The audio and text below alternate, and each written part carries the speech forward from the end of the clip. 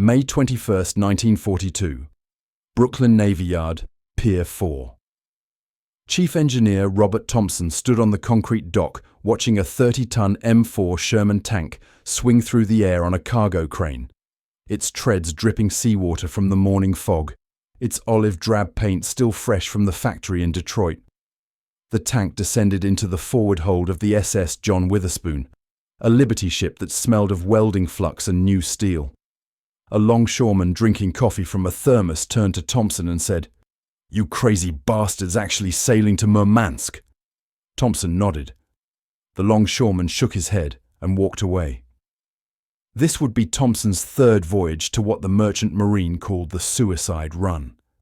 The Arctic convoys to the Soviet Union, the route where more ships went down than made it through, where German U-boats hunted in packs and Luftwaffe bombers came in waves, and the Arctic Ocean killed men in minutes if they ended up in the water. Thompson was 34 years old, from Baltimore, with a daughter who turned 7 last month. He kept her photograph folded in his wallet behind his Merchant Marine certification card. He had not seen her since January. President Roosevelt had promised Joseph Stalin 5,000 tanks by the end of 1942. The current tally stood at 487 tanks delivered to Soviet ports. Another 312 tanks rested on the bottom of the Arctic Ocean, still bolted to the decks of sunken cargo ships. The mathematics were brutal. 7 months remained in the year. To deliver 4,513 tanks required approximately 18 successful convoys of 30 to 35 ships each, assuming each ship carried between 70 and 100 tanks, and assuming losses stayed below 30%. The previous convoys had demonstrated the fragility of those assumptions. PQ-13 in March lost 5 of 19 ships. PQ-15 in April lost 3 of 25 ships. Every ship that went down took its cargo with it. Tanks and trucks and aircraft and ammunition, all of it gone. The merchant marine mortality rate for the Arctic run exceeded 1 in 26. Worse odds than the infantry. Worse than the Marines, worse than any military branch. But merchant marines were not military. They were civilians in a war zone, wearing no uniforms that mattered, protected by no Geneva Convention that applied. If a merchant ship went down, the men died as civilians, not soldiers. Thompson had signed on for the Arctic run in November 1941, 1 month before Pearl Harbor, when the convoys were just beginning and the dangers were theoretical. His first voyage in December had been uneventful. Winter darkness protected the convoy. The sun barely rose above the horizon. German aircraft could not find targets they could not see. Thompson spent that voyage in the engine room, monitoring steam pressure and coal consumption, never seeing combat, never seeing a torpedo track or a burning ship. The convoy arrived in Murmansk on Christmas Day, 1941, with every ship intact. Thompson collected his pay, $500 for 1 month at sea, 5 times what civilian cargo ships paid in peacetime. He sent $400 home to his wife for war bonds to pay for his daughter's college education someday. His second voyage in March 1942 taught him what the Arctic run actually meant. He watched the SS Empire Ranger take a torpedo amidships at dawn on March 24th. The ship carried aviation fuel. The explosion created a fireball that rose 400 feet into the air. The Empire Ranger broke in half and sank in 4 minutes. Thompson stood on deck 1,200 yards away and watched through binoculars as men jumped into water that was 34 degrees Fahrenheit. They died before the rescue ships could reach them. Hypothermia killed in 15 minutes at that temperature. The convoy did not stop. The convoy never stopped. That was the protocol. Maintain station. Maintain speed. Do not render assistance. The destroyers and corvettes would pick up survivors if possible, but the cargo ships kept moving. Every merchant marine knew the rule before they sailed. If your ship goes down, you are on your own. The SS John Witherspoon was a Liberty ship, 441 feet long, 7,200 tons displacement, built in 42 days at the Bethlehem Fairfield shipyard in Baltimore. Liberty ships were mass production miracles that won the war through sheer numbers, but they were also mass production compromises. Welded construction instead of riveted meant faster assembly, but created stress fracture risks. Single-screw propulsion meant mechanical simplicity, but no redundancy if the engine failed. No armor, no torpedo bulkheads, no compartmentalization beyond basic cargo holds. A floating steel box designed to carry maximum cargo at minimum cost for one voyage, maybe two. The John Witherspoon's crew consisted of 44 merchant marines and 29 armed guards from the Navy. The armed guards manned the defensive weapons, one 5-inch gun mounted on the stern, 8 20mm Oerlikon cannons positioned around the superstructure and deck edges. Thompson had watched those guns fire during practice drills. They made a lot of noise. They rarely hit anything. The 5-inch gun could reach aircraft at altitude, but only if the gunners guessed the aircraft's future position correctly. The 20mm cannons were effective against low-flying aircraft within 1,000 yards, but German pilots knew this and stayed outside that range. Thompson's professional assessment after 2 convoys was simple. The John Witherspoon was a floating target with a popgun defense. The convoy designated PQ-16 assembled in Reykjavik, Iceland, between May 15th and May 20th. 35 merchant ships, 4 destroyers, 4 corvettes, 2 anti-aircraft ships equipped with additional guns and radar. The cargo manifest for the entire convoy represented American industrial capacity operating at wartime production rates. 468 tanks, a mix of M4 Shermans and lighter M3 Stuarts, 201 aircraft, P-40 Warhawks and A-20 Havoc bombers crated and stacked in holds, 3,277 trucks and vehicles, 87,000 tons of ammunition, spare parts, food, medical supplies, everything the Soviet military needed to keep fighting. The British Commodore commanding the convoy held a briefing for all ship captains and senior officers on May 20th. Thompson attended as chief engineer. The Commodore's message was direct. Expect losses. Maintain station regardless of what happens around you. Do not stop for survivors under any circumstances. Stragglers will be left behind. Any ship that cannot maintain convoy speed becomes a target the escorts cannot protect. The Commodore estimated losses between 20 and 40% based on previous convoy experience. Thompson did the mathematics in his head. 40% of 35 ships meant 14 ships would not reach Murmansk. 14 ships times 50 average crew meant 700 men dead. He looked around the briefing room at the other chief engineers and deck officers. Some of them would not be alive in 2 weeks, statistically certain. He wondered if they were doing the same calculation, looking at faces and wondering who would die. The Commodore dismissed them. Thompson walked back to his ship, thinking the same thought he had thought before every Arctic voyage. They are telling us we are expendable before we even leave port. The convoy departed Reykjavik on May 21st at 0800 hours. 35 merchant ships arranged in 9 columns with 4 ships per column and 1 extra in the center, maintaining 600-yard intervals between each vessel. The SS John Witherspoon held position in column 6, third ship from the front. The formation stretched across 2 miles of ocean, a vast rectangle of steel moving northeast at 8 knots toward the Norwegian Sea. Fog rolled in within the first hour, thick grey fog that reduced visibility to 200 yards. The fog was protection. German reconnaissance aircraft could not find what they could not see. But the fog was also danger. Ships running this close together in 0 visibility created collision risks. Thompson stood his watch in the engine room, monitoring the massive triple-expansion steam engine that turned the single propeller. The engine room was a cathedral of steel and heat, 3 stories tall, lit by electric bulbs in wire cages, filled with the sound of machinery and rushing steam. The temperature near the boilers reached 110 degrees Fahrenheit. Men worked in undershirts soaked through with sweat, drinking water constantly, taking salt tablets to prevent heat exhaustion.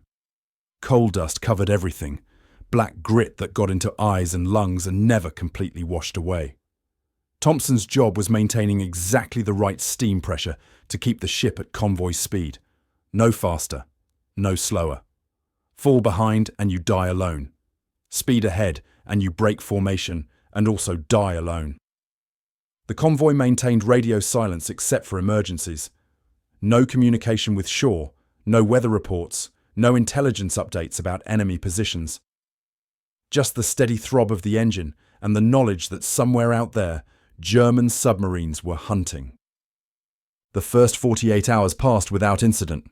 The convoy executed a zigzag pattern, changing course every 12 minutes to make torpedo solutions more difficult for submarines.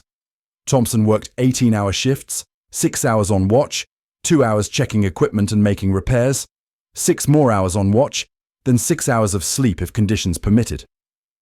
On the third day, May 24th, Thompson noticed hairline cracks forming in the hull welds near the engine room bulkhead. Liberty ships had a reputation for stress fractures. The welded construction that made them fast to build also made them vulnerable to metal fatigue. The cracks were small, less than 2 inches long, but they would grow.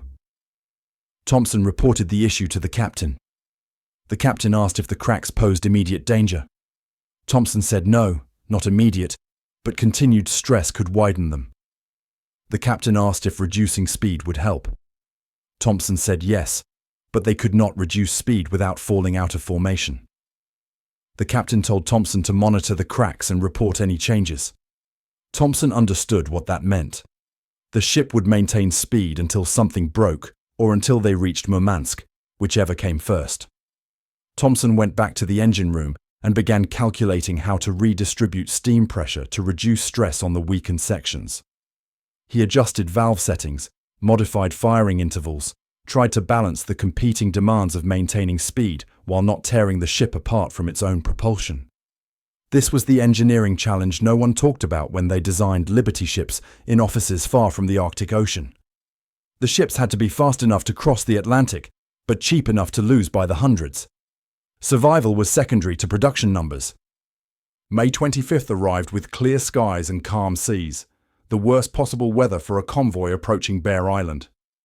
The fog that had protected them for 4 days lifted. Visibility extended to 15 miles. German reconnaissance aircraft would spot them by noon. Thompson was on deck at 0340 hours, taking air after 6 hours in the engine room heat when the first torpedo hit. The SS Syros, a Greek freighter carrying ammunition and tanks, was positioned 2 columns to the left, approximately 1,200 yards away. Thompson saw the explosion before he heard it. A flash of white light at the waterline, then a column of fire that climbed 200 feet into the air. The sound arrived 2 seconds later, a deep concussive boom that Thompson felt in his chest. The Syros was carrying 750 tons of ammunition. When the torpedo ignited that cargo, the ship did not sink, it exploded. The hull broke into 3 pieces.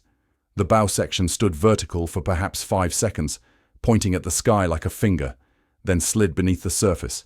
The stern section rolled onto its side and followed. The center section, where the superstructure and bridge had been, simply disintegrated. From torpedo impact to complete disappearance took 90 seconds. Thompson counted.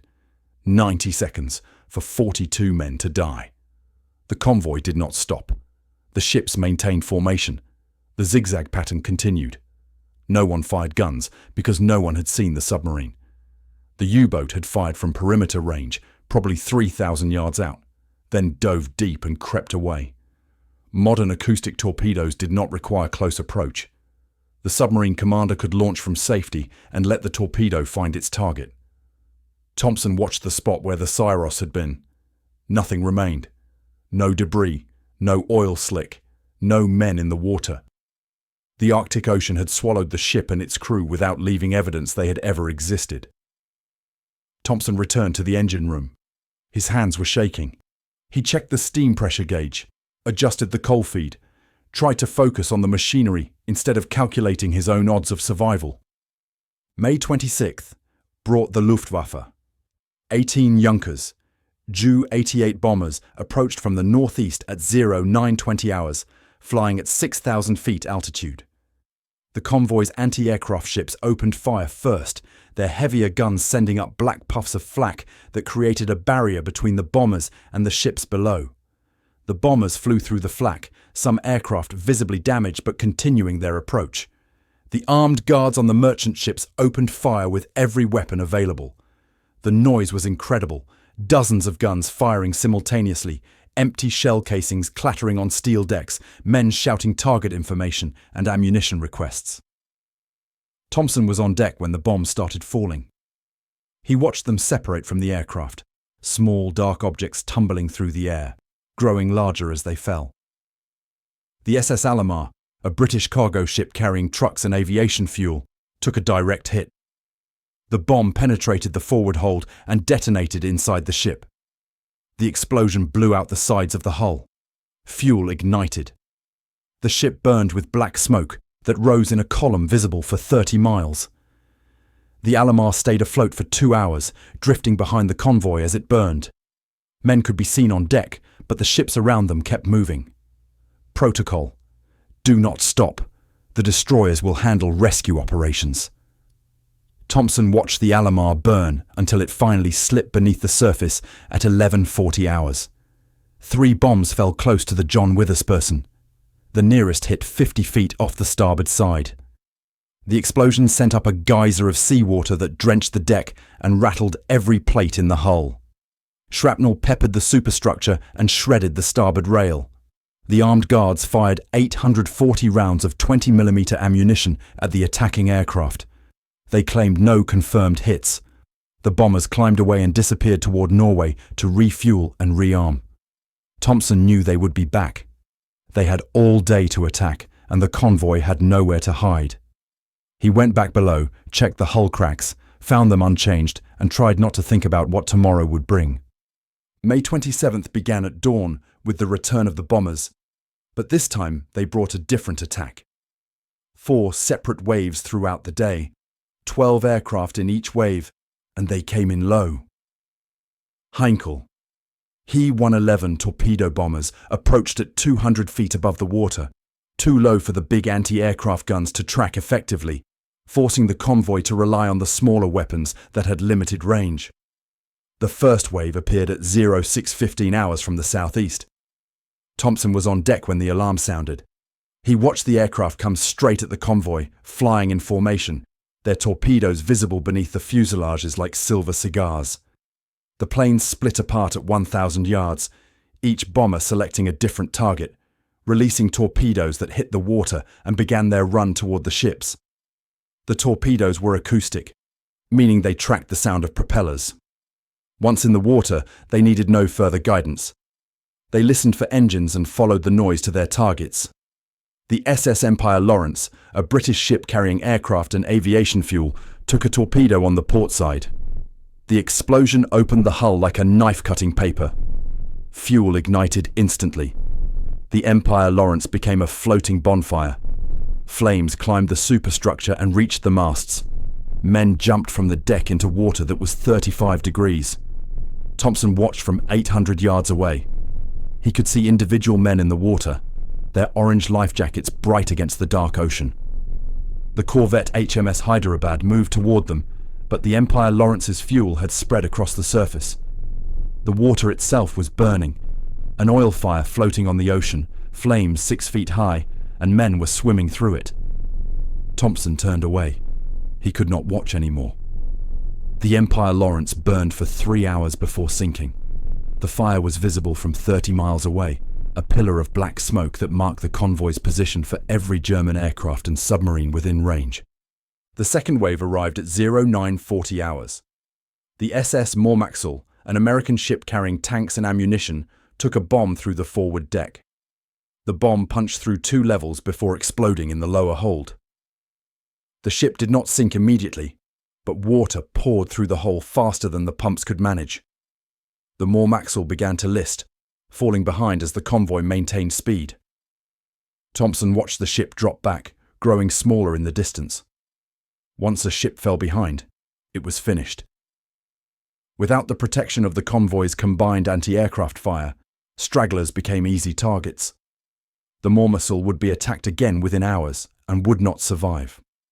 Thompson had served with 2 men now on that ship, engineers he had worked with on a previous convoy. Their names were Richards and Cole.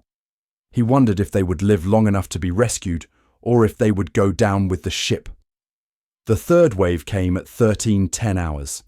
A torpedo passed directly beneath the John Witherspoon's keel, visible in the clear water, a dark shape moving at 40 knots. Thompson was on the bridge when it happened. He saw the wake, saw the torpedo itself through the water, watched it pass 20 feet below. If the torpedo had been set to run 2 feet shallower, it would have hit. If the ship had been 30 yards farther along its zigzag pattern, it would have hit. Instead, the torpedo missed and continued until it ran out of fuel and sank. Thompson calculated that he had just survived by seconds and feet. Pure chance. Nothing to do with skill or preparation or divine protection. Just mathematics and luck was a resource that depleted with every attack. The convoy had started with 35 ships. Now 29 remained. 6 ships lost in 3 days. The German tactics were working. Sustained pressure, multiple attacks per day, giving the convoy no rest, no time to recover between strikes. The Commodore sent a signal that evening. 2 words: maintain formation, as if any captain needed reminding. Every man on every ship understood the equation. Stay together and maybe survive. Scatter and definitely die. But Thompson overheard an argument on the bridge that night between the captain and Lieutenant Morrison, the Navy officer commanding the armed guard. Morrison wanted the convoy to scatter, arguing that dispersed ships would be harder to target than a concentrated formation. The captain disagreed. Scattered ships lost the mutual defensive fire that made the bombers cautious. Morrison said they were losing ships anyway, that the current strategy was failing. The captain asked what Morrison's experience with convoy operations was. Morrison said this was his first Arctic convoy. The captain said this was his 4th. The conversation ended. Thompson stood in the doorway listening and understood both positions. Morrison saw the losses and wanted to do something different. The captain knew that doing something different would likely make things worse. Thompson's perspective was simpler. He was an engineer, not a tactician. His job was keeping the engines running. The ship would go where the captain ordered, and Thompson would provide the steam pressure to get it there. Strategy was someone else's problem. But even Thompson understood one fact. If the convoy scattered, the John Witherspoon would be alone in an ocean full of submarines and bombers, and alone they would die. May 28th brought new problems. The convoy reached the pack ice boundary at 70 degrees north latitude. Ice floes appeared in the water, some as large as houses, forcing the ships to maneuver around them. The careful formation began to compress as ships dodged ice. The 600-yard intervals shrank to 400 yards, then 300. Ships that had maintained safe distance were now close enough that a sudden turn by one vessel could cause collision with another. The Luftwaffe recognized the opportunity immediately. At 11:20 hours, Stuka dive bombers appeared, Junkers Ju-87s with their distinctive inverted gull wings and sirens that screamed during the dive. The Stukas attacked ships trapped between ice floes, targets that could not maneuver effectively. The SS Stary Bolshevik, a Soviet cargo ship, took a bomb that destroyed the entire bow section forward of the bridge. The bow simply ceased to exist, torn away by the explosion. But the ship did not sink. The bulkhead behind the bow held. The Stary Bolshevik stayed afloat, moving forward without a bow, water pouring into the damaged section, but the pumps managing to keep pace. Thompson watched through binoculars as Soviet sailors climbed onto the shattered bow with welding equipment and steel plates. They were making repairs while the ship continued at convoy speed while under potential attack in Arctic waters. Men were welding metal while standing on a moving ship that was partially flooded and could sink at any moment. Thompson lowered his binoculars and shook his head. The Soviets were either insane or the bravest men he had ever seen. Probably both. May 29th brought Thompson's crisis point. The hull cracks he had been monitoring for 6 days had widened visibly. What had been 2-inch hairline fractures were now 6-inch cracks, and new cracks were forming. Thompson could see them spreading across the welds like spiderwebs. He performed calculations based on stress load and projected failure points. His assessment was professional and clear. If a bomb or torpedo exploded close enough to create concussion without direct impact, the hull could fail catastrophically. The ship might literally break apart from the shockwave. Thompson reported this to the captain. The captain asked what Thompson recommended. Thompson said they needed to reduce speed to decrease stress on the hull. The captain said if they reduced speed they would fall behind the convoy. Thompson said he understood that. The captain said then Thompson understood they could not reduce speed. If we fall behind, we are dead. Thompson said if the hull fails, we are also dead. The captain looked at Thompson for a long moment, then said, "Keep her running, Chief. Do whatever you need to do, but keep her running." Thompson went back to the engine room. He gathered his engineering crew, explained the situation, and told them they were going to redistribute the ballast water to shift stress points away from the weakest areas. They spent 4 hours pumping water between tanks, changing the ship's trim, adjusting the load distribution. It was improvisation, not proper engineering, but it might buy them enough time to reach Murmansk. Thompson finished the work at 2200 hours, checked the cracks one more time, and went to his cabin. He did not sleep. He lay in his bunk listening to the hull plates groan under stress, and wondered if the ship would hold together for 3 more days. May 30th brought the submarine Wolfpack. 15 U-boats had been tracking the convoy for 3 days, waiting for the optimal moment to strike. German naval intelligence coordinated the attack for late evening when Arctic twilight created the worst visibility conditions for defenders. The sun never fully set this far north in late May, but it dropped low enough on the horizon that lookouts had to stare into glare reflecting off the water. Submarines used this advantage. At 21:40 hours, the first torpedoes entered the water. Thompson was on deck when he heard the alarm. General quarters. All hands to battle stations. The armed guards ran to their weapons. Thompson's battle station was the engine room, but he stayed on deck for 30 seconds longer, looking out at the water, trying to see what was coming. He saw nothing. Then he saw the wake. A white line cutting across the dark water, moving at 40 knots, heading directly toward a ship 2 columns to the right. The torpedo hit the SS Empire Purcell at 21:43 hours. The Empire Purcell carried 2,000 tons of ammunition in its holds. When the torpedo struck, the ship did not just explode. It detonated like a bomb. The flash was bright enough to hurt Thompson's eyes from 2 miles away. The sound arrived a moment later. Not a boom, but a crack, like thunder directly overhead, a sound that compressed the air and made Thompson's ears ring. The shockwave hit the John Witherspoon 5 seconds after the explosion. Thompson felt the deck shudder beneath his feet. Windows in the bridge shattered. Equipment in the radio room fell from shelves. Men stumbled and grabbed railings to keep their balance. The Empire Purcell was gone. No sinking, no time for anyone to abandon ship. Just a massive explosion, and then empty ocean where a ship had been 10 seconds earlier. 47 men vaporized instantly. Thompson stared at the spot, watching debris rain down from the sky, pieces of steel and wood splashing into the water across a quarter-mile radius. He thought about those 47 men. They had been eating dinner or playing cards or writing letters home. Now they did not exist. The submarines pressed the attack. U-331 surfaced 600 yards from the John Witherspoon at 21:56 hours. Thompson saw it rise from the water, shedding foam, its conning tower black against the twilight. The submarine's deck gun crews scrambled topside, but they were too slow. Lieutenant Morrison had the 5-inch stern gun trained in that direction already. Morrison gave the order to fire before the submarine could get off a shot. The first round missed, splashing 30 yards beyond the U-boat. Morrison corrected, fired again. Second round missed short. The submarine was crash diving, pulling the emergency dive procedure, trying to get below the surface before the third round arrived. Morrison fired the third round. Miss. Fourth round. The shell hit the conning tower dead center. Thompson saw the impact, saw the steel crumple, saw smoke and sparks. The submarine continued its dive, disappearing beneath the surface in 8 seconds.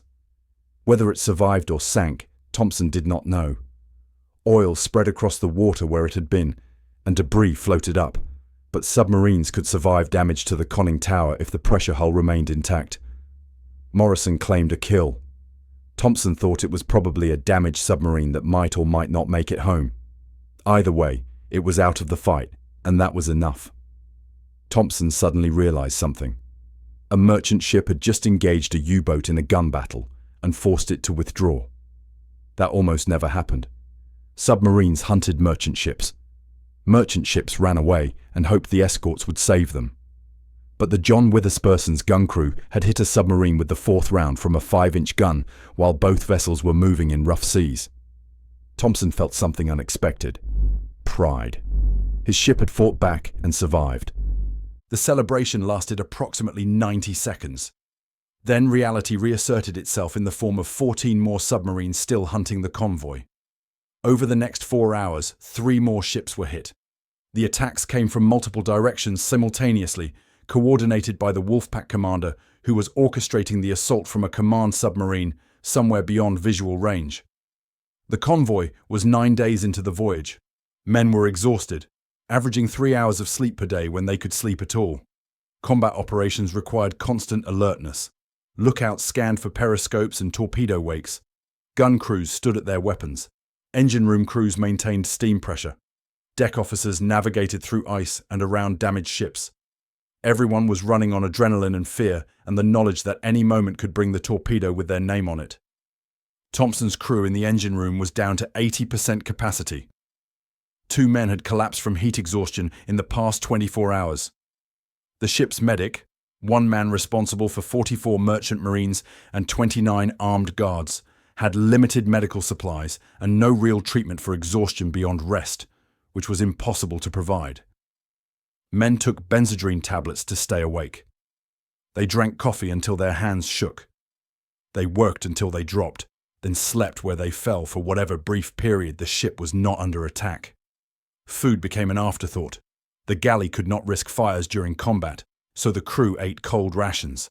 Canned meat, hard biscuits, whatever required no cooking. Thompson lost 12 pounds in 9 days. He noticed his uniform hanging loose, his belt cinched 2 notches tighter than when they departed Iceland. The mental calculation every man performed was identical. 29 ships had departed Iceland. Now 24 remained. 5 lost in the past 72 hours. The survival rate was 82%, which sounded acceptable until you calculated that 18% casualty rate across 50 crew members per ship meant 9 men per ship on average were dying. Thompson's ship still had all hands, but statistically that could not last. Someone on the John Witherspoon would die before they reached Murmansk. Thompson wondered who it would be. He tried not to look at the younger crewmen, the 19 and 20-year-old kids who had signed on for the pay and the adventure without understanding what the Arctic run actually meant. Then he stopped himself. Thinking that way led nowhere useful. He had a job. Keep the engines running. Everything else was beyond his control. Thompson went to his cabin, opened the small safe where he kept important documents, and pulled out the letter he had written to his daughter. He read it once, added a few lines, sealed it in an envelope, and placed it in the captain's larger safe. Standard procedure. If the ship went down and the captain survived, he would mail letters for crew members who did not. Thompson did not expect to deliver the letter himself. He expected his daughter to receive it from a stranger, along with notification that her father was missing at sea, presumed dead. May 31st brought the worst attack of the convoy. 30 aircraft and multiple submarines struck simultaneously at 1420 hours, a coordinated assault designed to overwhelm the convoy's defences through sheer numbers. Aircraft forced the ships to manoeuvre, which made them easier targets for submarines waiting along the convoy's path. The SS Lowther Castle, a British freighter 2 ships ahead of the John Witherspoon in the same column, took a torpedo on the starboard side at 1431 hours. The torpedo alone would have sunk the ship eventually, but 90 seconds later a bomb hit the same vessel amidships. The combination of torpedo and bomb damage was catastrophic. The Lowther Castle broke apart, but the 2 sections did not sink immediately. The bow section floated upside down. The stern section remained upright, but listing 40 degrees.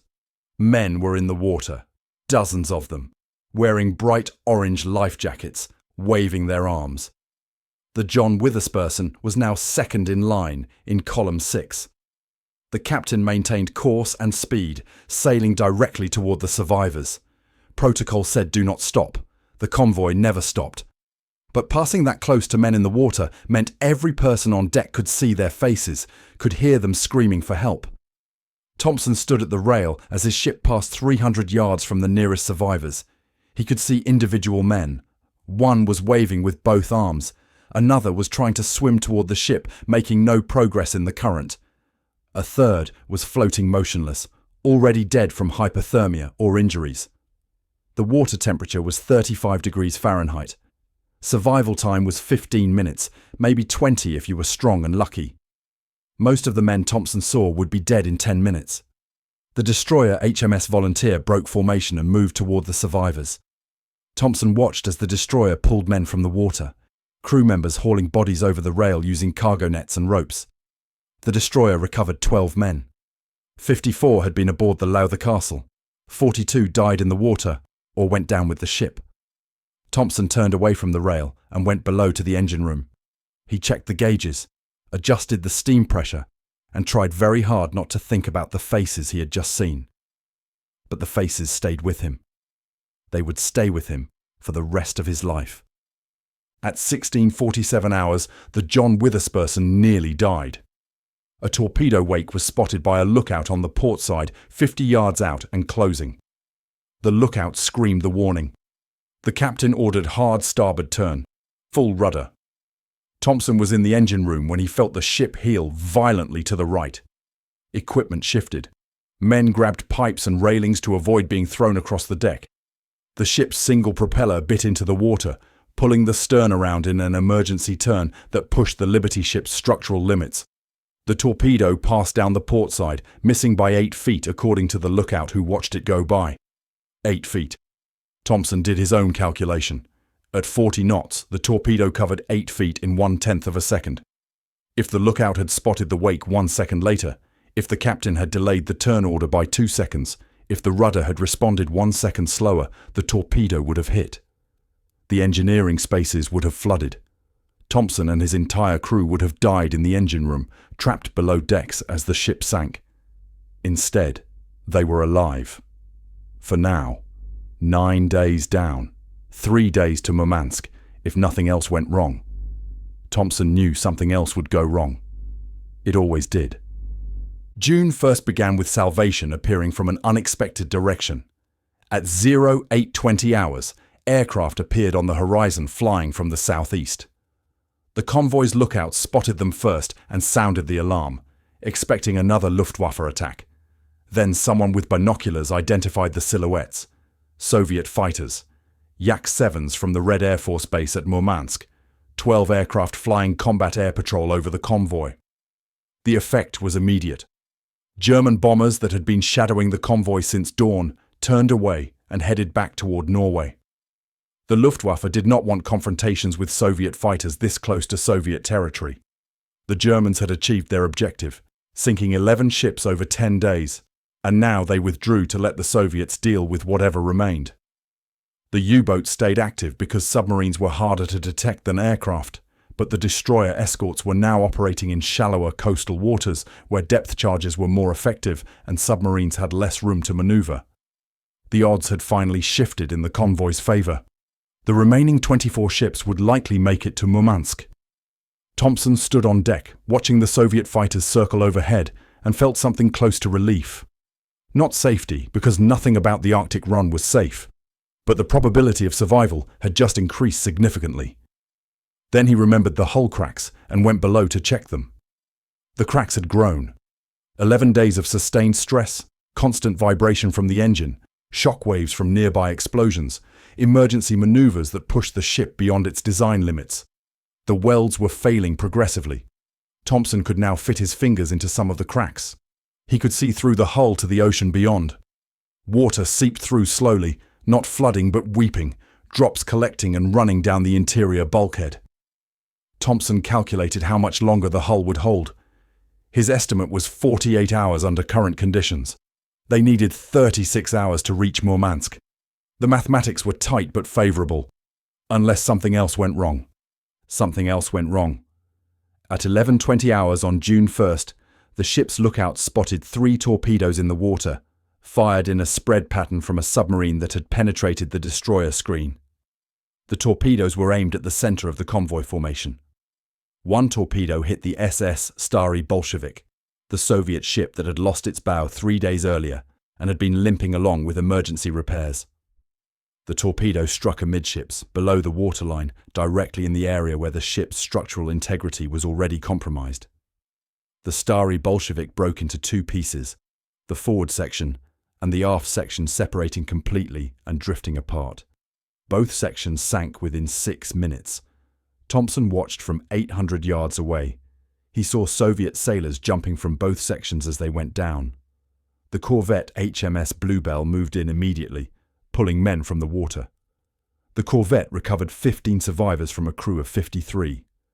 38 Soviet sailors died, many of them the same men Thompson had watched performing emergency welding repairs 3 days earlier.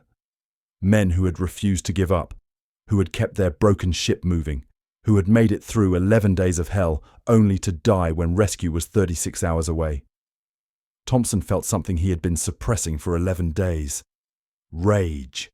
Not at the Germans for doing their job, not at the convoy commanders for the orders, but at the war itself, at the stupid waste of it, at the fact that brave men died for reasons that made sense on maps but meant nothing when you watched them drown. He went back to the engine room and threw himself into work, checking every gauge, adjusting every valve, focusing on the machinery, because machinery did not ask questions about meaning or purpose.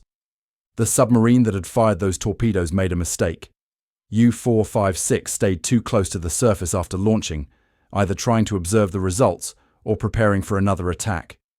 The destroyer, HMS Volunteer, acquired the submarine on sonar at 11:34 hours and immediately began a depth charge run. Thompson heard the explosions from inside the ship, felt them through the hull, a series of underwater detonations that made the ocean itself seem to shake. 12 depth charges dropped in a pattern designed to bracket the submarine's estimated position. At 11:42 hours, debris surfaced. Oil spread across the water in a rainbow slick.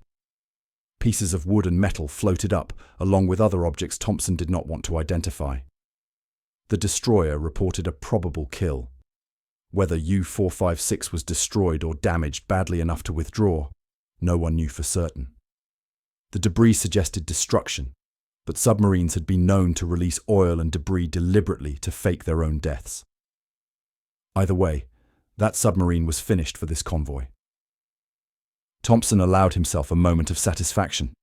The John Witherspoon had damaged one submarine with gunfire 6 days ago. Now an escort had eliminated another. The odds were improving incrementally, one dead submarine at a time. June 2nd at 14:30 hours, the convoy entered the Kola Inlet, the waterway leading to Murmansk. Thompson stood on deck watching the coastline materialize through light fog. Rocky shores, sparse vegetation, a landscape that looked hostile even in summer. Murmansk itself appeared gradually, a city that had been bombed repeatedly but continued functioning. Buildings with walls missing, roofs collapsed, yet people moved through the streets, and trucks drove along the roads, and the port cranes still worked. The convoy proceeded single file up the inlet toward the harbour, each ship following the one ahead, moving slowly to avoid mines.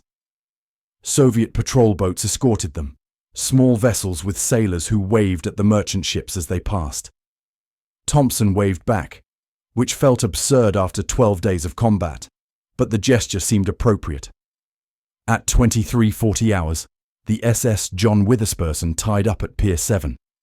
Soviet dock workers had the crane positioned before the mooring lines were secured. They began unloading tanks within 15 minutes. Thompson watched from the deck as the first M4 Sherman swung through the air and landed on the pier. Soviet tank crews were waiting, performing immediate inspections, checking engines and tracks and weapons systems. The efficiency was remarkable. No delay, no paperwork processing, no administrative procedures. Just tanks coming off the ship and going directly to railway cars for transport to the front. The entire cargo, 90 M4 Shermans plus ammunition and spare parts, was offloaded in 12 hours. Thompson had never seen cargo operations move that fast. The Soviets treated every minute as critical, because every minute was critical.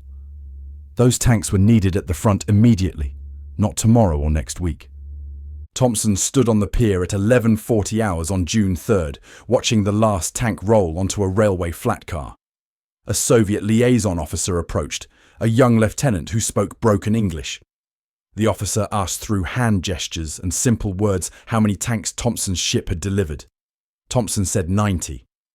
The officer nodded and asked something Thompson did not understand at first. The officer repeated the question, pointing at the other ships in the harbour, then making a broad gesture. Thompson understood.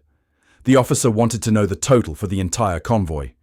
Thompson said approximately 400 tanks across all ships, maybe slightly fewer. The officer's expression changed. Not disappointment, but something close to desperation. The officer said in careful English, "We need 5,000. Thompson looked at the young Soviet officer and saw exhaustion that matched his own. He said, "Then we'll be back." The officer nodded, shook Thompson's hand, and walked away to supervise the railway loading. Thompson remained on the pier for another 10 minutes, watching the tanks depart for the front.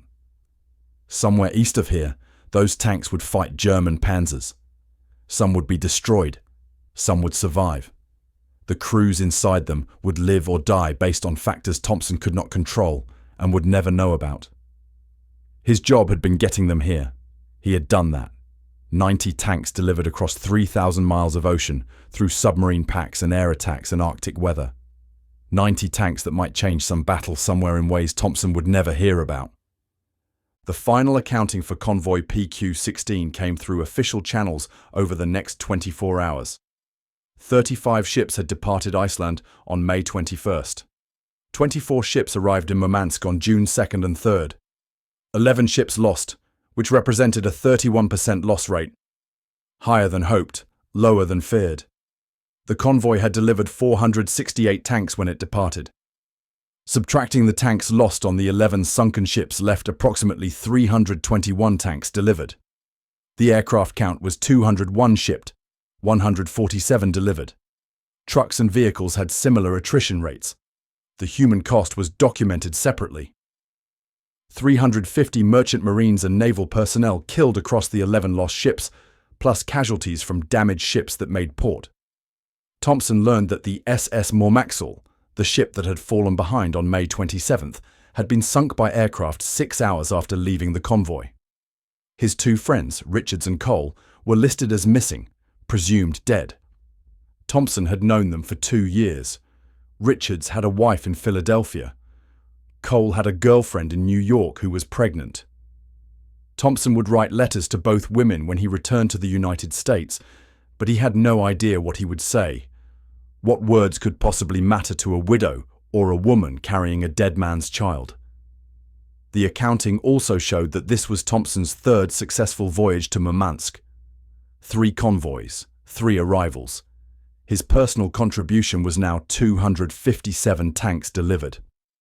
He was already scheduled for his 4th voyage, departing Reykjavik on June 27th, 3 weeks away. Barely enough time to make the return trip to Scotland, resupply, and sail back to Iceland. Thompson sat in his cabin on the John Witherspoon, docked in Murmansk harbour, and tried to calculate his odds of surviving a 4th voyage. The mathematics suggested his luck was running out. But the mathematics also showed that 5,000 tanks were needed, and only 808 had been delivered so far. Someone had to make the remaining runs. Thompson decided it might as well be him. He had survived 3. Maybe he could survive 4. The convoy PQ-16 that delivered Robert Thompson and his 90 tanks to Murmansk in June 1942 was one small piece of a massive industrial and logistical operation that would determine the outcome of the war on the Eastern Front. Between 1941 and 1945, the United States shipped 12,700 tanks to the Soviet Union through the Lend-Lease program, along with 427,000 trucks, 13,000 aircraft, and 1.75 million tons of food. The total value reached $11.3 billion in 1945 currency, equivalent to approximately $180 billion today. The Arctic convoys represented the most dangerous route for these deliveries. 78 convoys sailed to Soviet ports during the war years.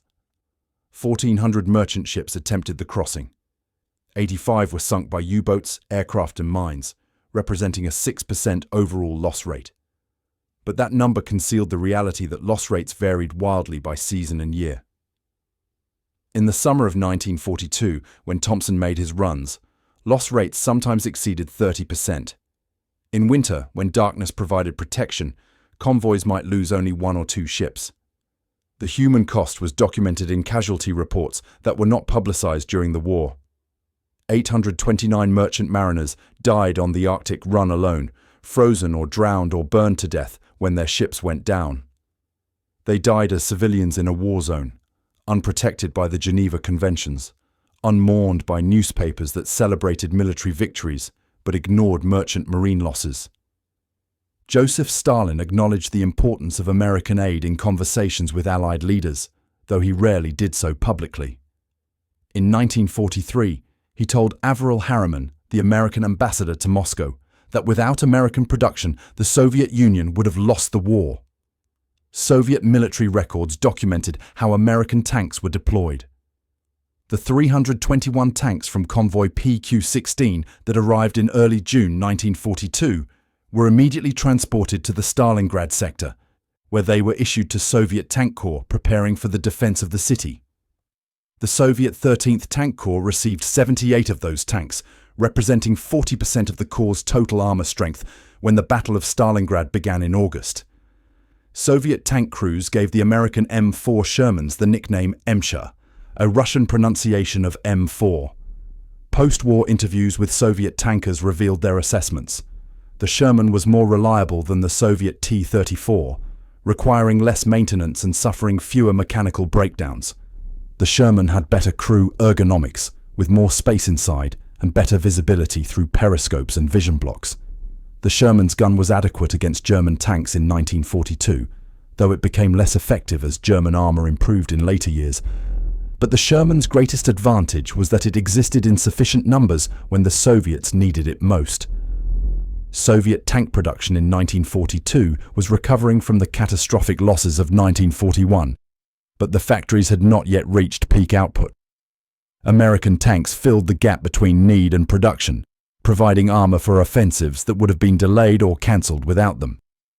Thompson made his 4th voyage to Murmansk in July 1942 as chief engineer of a different Liberty ship after the John Witherspoon was reassigned for structural repairs.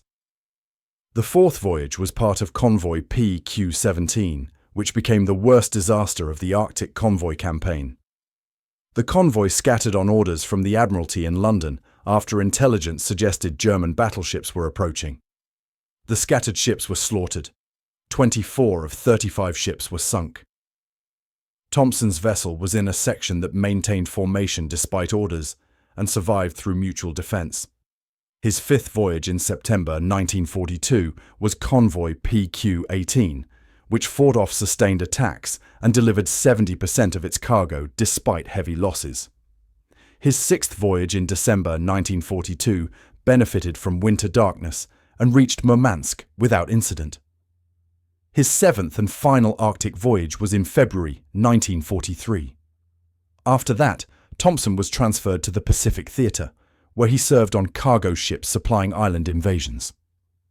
By the time his Arctic service ended, Thompson had personally contributed to the delivery of 630 tanks to the Soviet Union across 7 voyages. That number represented approximately 5% of the total American tanks that reached Soviet ports during the war. One man, one set of engineering skills, 630 tanks that fought at Stalingrad and Kursk, and in Operation Bagration, the Soviet offensive that destroyed German Army Group Center in 1944. Thompson survived the war, which made him statistically unusual.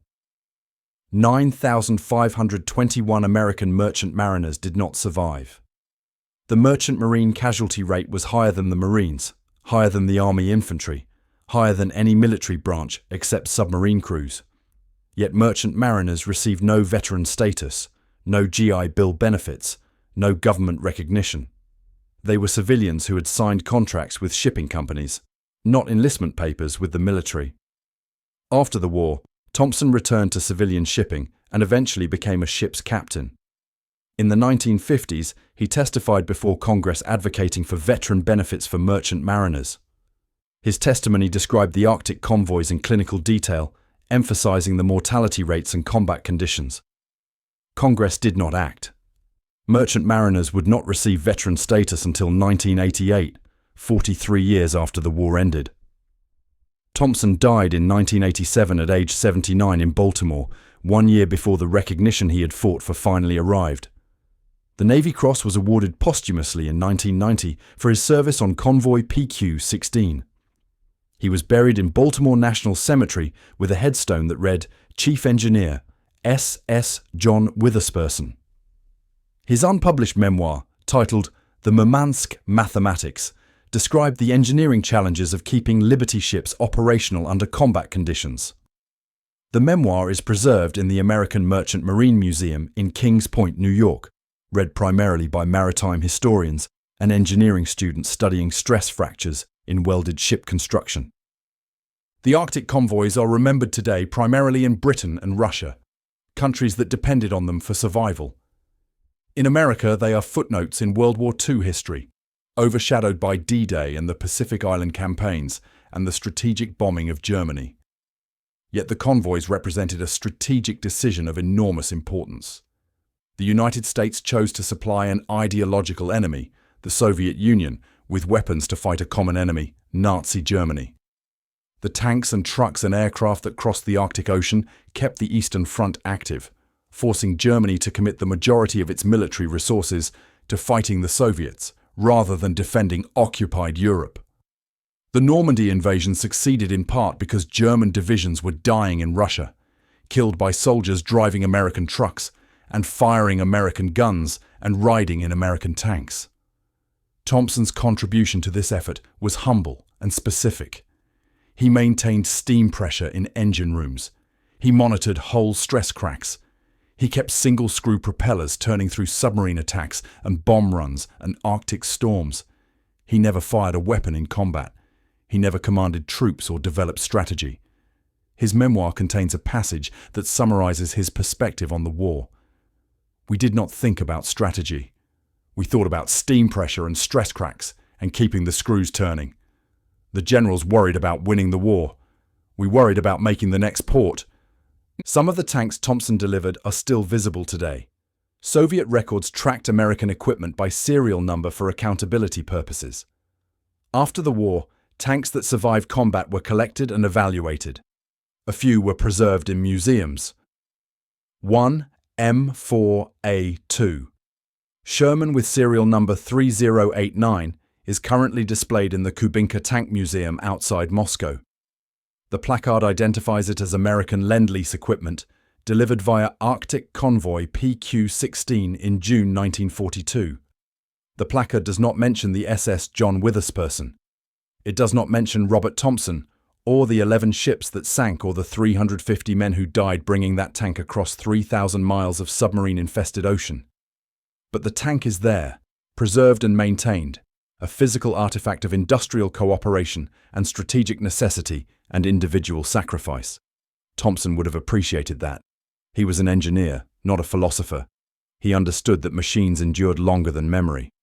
The tank in the museum proved what he believed throughout the war. The job was not about glory or recognition. The job was delivering the cargo. He delivered 630 tanks across 7 voyages through conditions that killed thousands of other men. He survived when survival was improbable and continued when quitting was reasonable and kept machinery functioning when failure meant death. That was the contribution. Not dramatic, not cinematic, just professional competence applied under circumstances of extreme danger over extended periods. Thompson's story represents thousands of similar stories from men whose names appear on no memorials and whose service generated no medals during their lifetimes. They were merchant marines who went to sea because someone had to and died in numbers that exceeded military casualty rates and received no recognition for half a century. But the tanks arrived. The trucks delivered supplies. The aircraft flew combat missions. The Soviet Union survived and counterattacked and eventually won.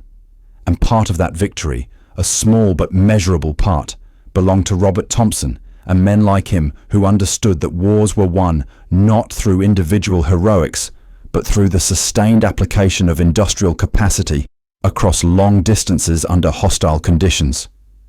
Thompson's final line in his memoir addressed this directly. "The tank is there, and that is what we came to do.